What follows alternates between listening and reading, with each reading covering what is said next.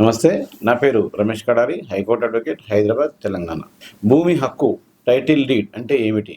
భూమి హక్కు అంటే మనకు ఎప్పుడు హక్కుదారు అవుతాము, ఏ విధంగా ఏ సందర్భంలో హక్కుదారు అవుతాము, ఏ సందర్భంలో హక్కుదారు కాము అనేది ఈ వీడియోలో తెలుసుకుందాం.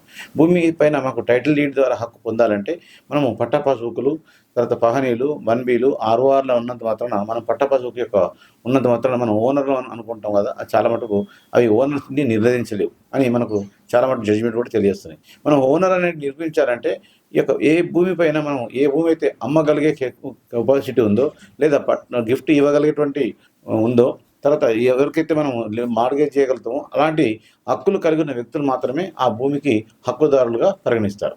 అంటే ఒక వ్యక్తి భూమికి హక్కుదారుడు కావాలన్నప్పుడు అతనికి ఓన్లీ ఈ యొక్క రెవెన్యూ రికార్డ్స్ 1Bలు, ఆర్ఓఆర్లు, తర్వాత పట్టా పాటు పొజిషన్ కూడా ఉండాలి.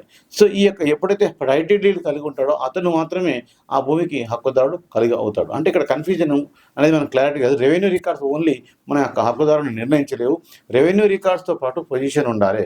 టైటిల్ అనేది మనకు క్లియర్గా ఉండాలి. అప్పుడు మాత్రమే మనం హక్కుదారుడుగా నిర్మించవచ్చు. హక్కుదారుగా ఉన్నప్పుడు మాత్రమే ఆ వ్యక్తి ఆ పొలాన్ని కానీ, ఆ యొక్క చేను కానీ, ఆ యొక్క భూమిని కానీ, వ్యవసాయ భూమిని కానీ అమ్మడచ్చు, లేదా గిఫ్ట్ ఇవ్వవచ్చు, లేదా మార్గేజ్ కూడా చేయవచ్చు, లేదా లీజు కూడా ఇవ్వచ్చు.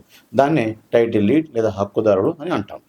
మిగతా వివరాలకు ఏమైనా ఉంటే మీరు డైరెక్ట్గా ఆ యొక్క కింద నెంబర్కి సంప్రదించి తెలుసుకోవచ్చు.